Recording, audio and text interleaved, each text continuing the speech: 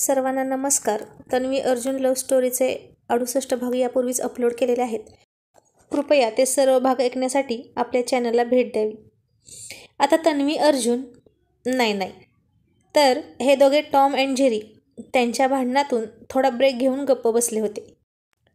थकले होते की त्यांचे मुद्दे संपले होते कुणास ठाऊक. आणि अतुल आळीपाळीने दोघांच्याही तोंडाकडे बघत होता आणि हळूच अर्जुन सरांच्या मूडचा अंदाज घेऊन म्हणाला, Arjun sir, are you okay ना? आणि अर्जुन काहीसा तोंडातून हवा बाहेर ढकलत म्हणाला, या, आय एम फाईन. मला काय झालंय? आणि मग तन्वीकडे पाहत डॅशिंग लुक देत म्हणाला, हा अर्जुन म्हणजे मी कोणालाही घाबरत नाही, कळलं? आता झालं ना सगळं? घास बीस वॉट एव्हर काय असेल ते तर खाऊ का मी आता? आणि मी माणूस आहे, मला पोट भरण्यासाठी जेवणच लागतं, दुसऱ्याचं डोकं नाही खात मी. आणि हे ऐकून तन्वीने मोठे डोळे केले आणि मनात म्हणाली, कसा तिरका बोलतोय अजूनही, बघितलं का? उंट कुठला. आता मी गप्प बसले आहे ना, मग याला काय होतंय गप्प बसायला? पण नाही, द अर्जुन सर आहेत ना ते. सरतापणा घेतला आणि टॅक्स भरावा लागला तर किती मोठं नुकसान होईल ना त्याचं. आणि अर्जुन म्हणाला, अतुल अरे सांग ना, खायचं का नाही? मी आधीच खूप एनर्जी वाया गेली आहे माझी. जेवायला बोलवलं आहे ना? आणि अतुल म्हणाला, हो हो सर, खा खा, तुम्ही सुरू करा. आणि अर्जुन म्हणाला, आणि तू कुठं जाणार आहेस? दांडिया खेळायला? चल खा तू पण पटपट. आणि सगळे जेवायला बसले. अतुल मात्र आतून घाबरला होता की तन्वी मॅडम अजून काही बोलल्या नाहीत, म्हणजे त्यांनी त्यांचा हुकमी एक्का राखून ठेवला आहे. नक्कीच त्या काहीतरी मोठं केल्याशिवाय राहणार नाहीत. शेवटी बायको कोणाची होती? द अर्जुन सरांची. तन्वी अर्जुन शेजारीच बसली होती, पण दोघेही एकमेकांना अजिबात बघत नव्हते. नशीब जेवताना तरी ते गप्प होते. आता अर्जुनने मुद्दाम खीर मागून घेतली आणि एकच चमचा खाऊन ताटात शिल्लक ठेवली. तन्वीला मुद्दाम त्रास देण्यासाठी काय कारण असणार दुसरं? आणि न राहून तन्वी म्हणालीच, सगळ्यांनी ताटातलं सगळं संपवायचं. आणि अर्जुन तिच्याकडे बघत थोडा रागात म्हणाला, का? आता हा पण एक नवीन रूल आहे का? एका दिवसात मी किती ऐकायचं हिचं?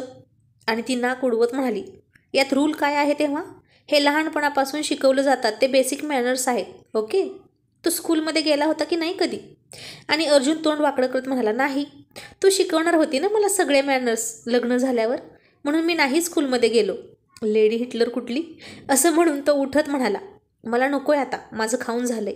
आणि तन्वी पुन्हा म्हणालीच, असं करायचं नाही, तू हे संपव अर्जुन, अन्न शिल्लक ठेवायचं नाही ताटात, तुला माहीत आहे ना मला ते आवडत नाही. आणि अर्जुन म्हणाला, तुला आवडत नसेल तर तो तुझा प्रॉब्लेम आहे, आय डोंट केअर. आणि तुलाही माहीत आहे ना मला पोट भरल्यावर जास्त खाल्लेलं चालत नाही. मग तन्वी चिडून म्हणाली, अरे मग तू घ्यायचं कशाला? तू लहान आहेस का असं वागायला?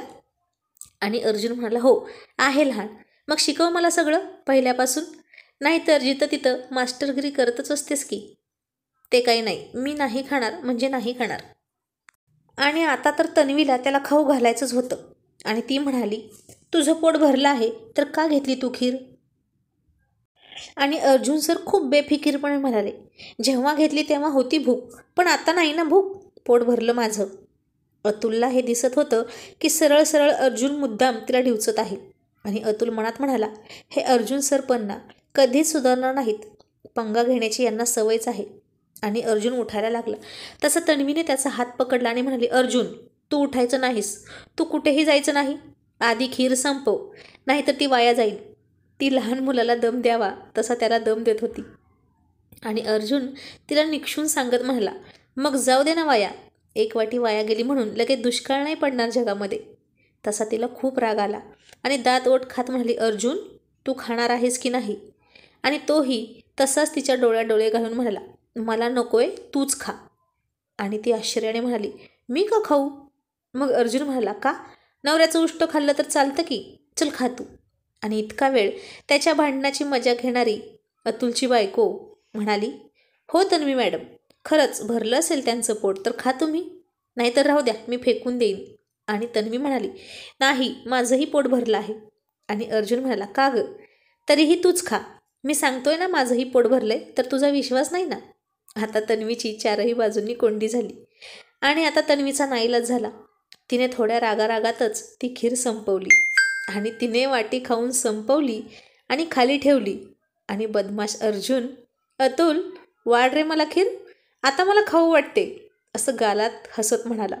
आणि तन्वी थक्क होत म्हणाली, आता कुठून जागा झाली याच्या पोटात. आणि अर्जुन गालातल्या गालात हसायला लागला. आणि तन्वीचं पोटभर जेवण झालं.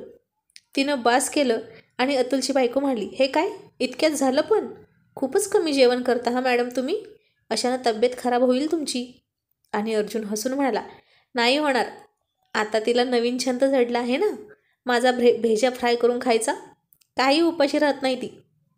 आणि तन्वीने बारीक डोळे करून रागात त्याच्याकडे पाहिलं आणि त्याच्या पायावर जोरात लाथ मारली. आणि अर्जुन वेदनेने कळवळला. आणि ती त्याच्याकडे पाहत हसून म्हणाली, व्हेरी फणी, आणि हात धुवायला गेली. आणि अर्जुन रागात दात ओठ खात म्हणाला, मी जर लाथ घातली तर काय होईल हिचं, हिला सोसणार सुद्धा नाही. आता तू घरी चलच, दाखवतो तुला, नाव इनफ इज इनफ. मग तन्वी हात धुवून आली आणि सोफ्यावर बसली. अर्जुनचंही झालं, तोही तिच्या शेजारी जाऊन बसला. अतुल आणि त्याची बायको किचनमध्येच होते. आणि अर्जुन हळूच आवाजात म्हणाला, तू लाथ का मारली मला, आर यू मॅड. आणि तन्वी डोळे फिरवून म्हणाली, हो आहे मी वेडी, आणि पुन्हा माझ्या वाटं गेलास तर याद राख, मी पुन्हा लाथ घालणार. आणि अर्जुन उसळून म्हणाला, मग मी काय मेहंदी नाही लावली पायाला. आणि ती म्हणाली, मार ना मार, भेकड पुरुषच बायकोवर हात पाय उचलतात. आणि अर्जुन थक्क होऊन म्हणाला, हे काय लॉजिक आहे, तू मारलेलं चालतं आणि मी भेकड. मग तन्वी म्हणाली, आम्हा लेडीजना काही काही गोष्टी माप असतात. आणि अर्जुन म्हणाला, म्हणजे नवऱ्याला मारलं तरी चालेल की काय तू, आणि माप का असतात. मग तन्वी म्हणाली, ते आम्हाला स्वतःचं संरक्षण करावं म्हणून. आणि अर्जुन म्हणाला, आता माझ्यापासून का करायचं आहे तुला तुझं संरक्षण, मी काही खाणार नाही तुला. आणि नवऱ्यापासून कोण स्वतःचं संरक्षण करतं गं, ही खरंच वेडी आहे. मग तन्वी हसून म्हणाली, तुला माहीत नाही म्हणून सांगते, मी कराटे चॅम्पियन होते स्कूलमध्ये, ब्लॅक बेल्ट. आणि हे ऐकून अर्जुन एक आवंडागळ्यात मनात म्हणाला, बापरे, खरं तर संरक्षणाची गरज हिला नाही, मलाच आहे. त्या गुंडाला बिचाऱ्याला उगाच मी ओरडलो. आधीच हिच्या लाथेनं बिचारा अर्धा मेला होता. ही मलाही मारायला कमी करायची नाही. डेंजरस आहे ही मुलगी. दिसते इतकी नाजूक मुळीच नाही. खात असते एवढूसं, पण ताकद खूप जास्त आहे हिच्यात. आणि अर्जुनला त्यानं जबरदस्ती केली म्हणून तिने त्याच्या सणसणीत कानाखाली मारलेली सुद्धा आठवली. आणि त्याचा हात आपोआपच गालाकडे गेला आणि तो गप्प गप्प बसला. आणि अतुलची बायको त्याला म्हणाली, जा ना तू बाहेर, असं बरं दिसतं का. ते दोघेच बाहेर थांबलेत, गेस्ट आहेत ना ते आपले. आणि अतुल म्हणाला, थांबू ते जरा वेळ दोघांनाच बाहेर, आपण आहे म्हणून त्यांना खूप चेव चढला आहे. ऑडियन्स असली की फारच मजा येते ना नाटक करायला, त्यांचंही तसंच झालं आहे. आता आपण नसलो की शांत होतील बघ दोघेही आपोआप. आणि आता कोणीच कोणाशी बोलत नव्हतं. जास्त वेळ नव्हता झाला, अजून 10 वाजले होते. आणि अर्जुनपासून अतुलचं घर लांब नव्हतं, जेमतेम अर्ध्या तासाचा प्रवास. आणि अतुल बाहेर आला आणि अर्जुनला हळूच म्हणाला, सर, मानलं हा तुम्हाला, काय सॉलिड लढत होता तुम्ही, I am proud of you. Atul अभिमान वाटून म्हणाला. आणि अर्जुन म्हणाला, गाढवा, त्यात एवढं अभिमान वाटण्यासारखं काय आहे, पण अजून ही लढाई संपली की नाही, अतुलने विचारलं. आणि अर्जुन केसांवरून हात फिरवत हसून म्हणाला, अभी तर जंग सुरू हुई है. आणि हे ऐकून अतुल चाटच पडला. काय बिलिंदर आहेत हे अर्जुन सर, अजून पोट नाही भरलं यांचं. किती पिडणार आहेत ते मॅडमना काय माहीत. पण मॅडम तरी कुठं बिचारे आहेत, त्यांचा जन्म तर अर्जुन सरांची जिरवण्यासाठीच झाला आहे. मग घ्या जिरवून आणि जिरवा एकमेकांची, असं म्हणून अतुल गप्प बसून फुकटचा तमाशा बघू लागला. आणि हातातल्या घड्याळात पाहून अर्जुन म्हणाला, चल अतुल, आता निघालं पाहिजे, नाहीतर उशीर होईल. आणि तन्वीही उठली. आणि अतुल त्याची मस्करी करत म्हणाला, पण सर थांबा ना अजून थोडा वेळ, काय घाई आहे, आताशी कुठे 10 वाजत आहेत. आणि तसंही घरी जाऊन तुम्ही दोघंही भांडणच तर करणार आहात, होय ना, मग इथेही तेच तर करत आहात की. आणि अर्जुन म्हणाला, गाढवा, म्हणजे तुझी एंटरटेनमेंट करू की काय आम्ही. आणि तन्वीकडे पाहून हेतुपूर्वक म्हणाला, घरी जाऊन वेगळं काही थोडं खालीवर कमी जास्त झालं तर झालं. आणि आता त्याचं हे चावड बोलणं ऐकून तन्वी थोडी लाजत लाजत गालात हसत होती. आणि अतुल त्याची चेष्टा करत म्हणाला, म्हणजे खालीवर म्हणजे काय हो सर. आणि अर्जुन पुन्हा तिच्या तोंडाकडे बघून म्हणाला, अतुल, तुला काही अक्कल नाही का रे, तुला खरंच कळत नाही की कळून घ्यायचं नाही? मी म्हणत होतो की मला काही हौस नाही कुणाच्या तोंडाला लागायची. मला ऑफिसची कामं असतात. आणि तन्वी मनात म्हणाली, कसला हट्टी आहे ना. आता काय गरज आहे का वाकड्यात शिरायची? कधीतरी माघार घेऊन गप्प बसणार आहे अर्जुन. पण अर्जुन सर तिरके ते तिरकेच. त्यांच्या याच स्वभावामुळे कोणी त्यांच्या आसपासही फिरकत नाही.